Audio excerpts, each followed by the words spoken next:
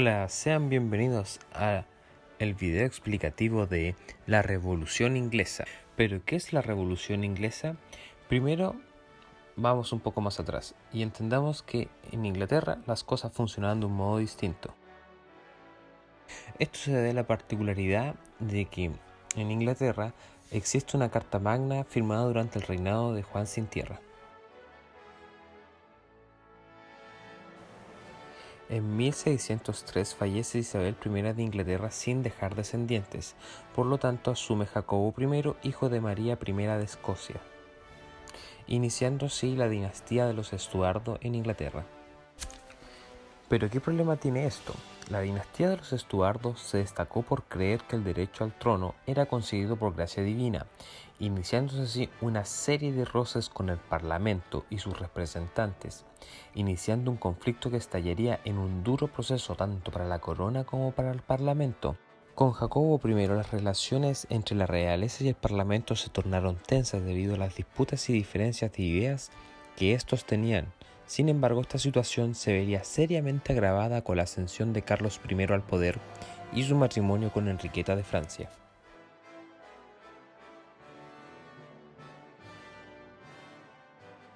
Carlos I intentó ingresar las lógicas de carácter absolutista que estaban tomando fuerza en Europa continental. Del mismo modo, intentaba constantemente de imponer los ritos de la Iglesia Católica en Inglaterra, la cual era principal y abiertamente protestante, lo que llevó a generar un malestar en la población y el Parlamento.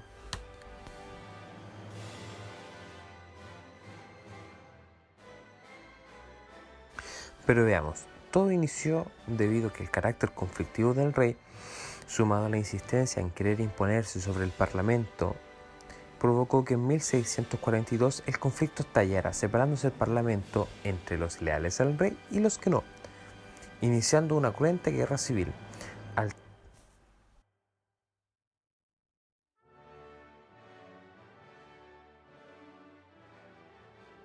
Durante el transcurso de esta guerra civil surgiría una de las figuras más emblemáticas de la historia inglesa y británica.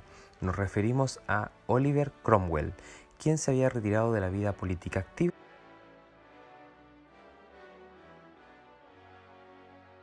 Al término de esta, los parlamentaristas ganaron, dictando ellos una serie de leyes antiabsolutistas, las que además moderarían al rey y sus políticas, quedando bajo el control del Parlamento, al menos por un momento. Tras la guerra civil se mantuvieron las disputas y negociaciones entre leales al rey y los parlamentarios, ya que Carlos I se encontraba apresado, hasta que logró fugarse de su prisión logrando el apoyo de los escoceses.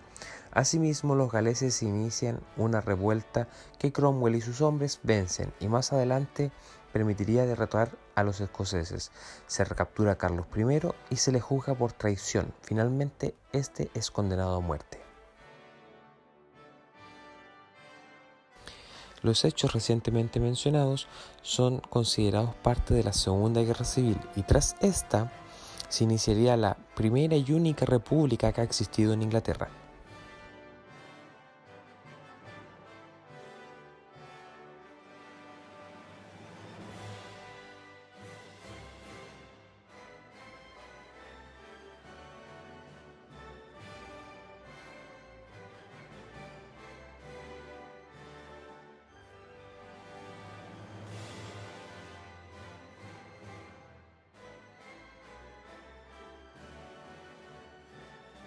La República Inglesa representó las aspiraciones de una incipiente burguesía que se enteraría los lineamientos e intereses de este periodo, como el articular una sociedad mercantilista puritana.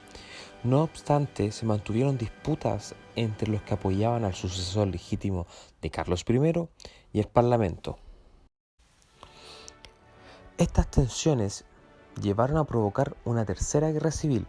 Por una parte, Carlos II logró el apoyo de los escoceses tras extensas negociaciones, logrando de este modo el control de sus ejércitos. Tras ello, Cromwell nuevamente inicia una campaña donde logra contener y someter a las poblaciones en revuelta y los ejércitos alzados, manteniendo a Carlos II reducido como una amenaza.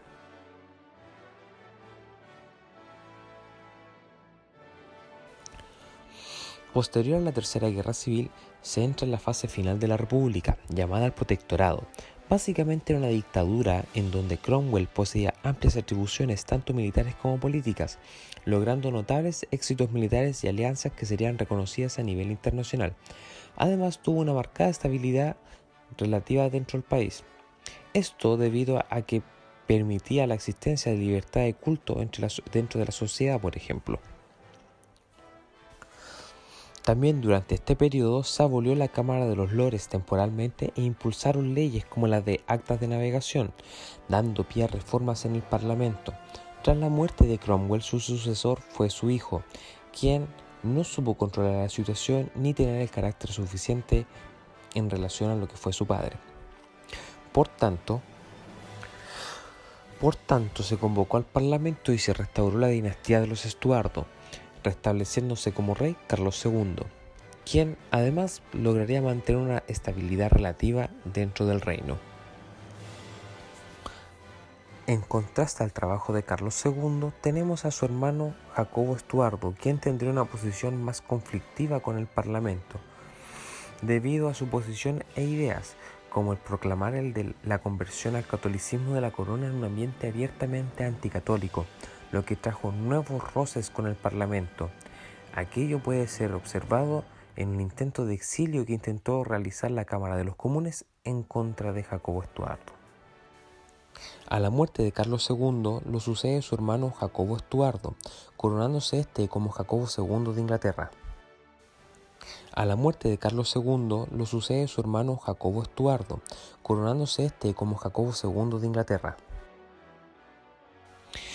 Pasado el tiempo, él logró tener un heredero legítimo, Jacobo Francisco Eduardo Estuardo, con lo cual se podría perpetuar una dinastía católica en Inglaterra.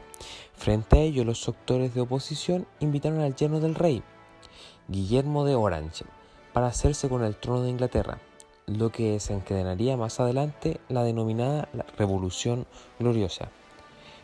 Pero eso va a ser una historia para la próxima semana.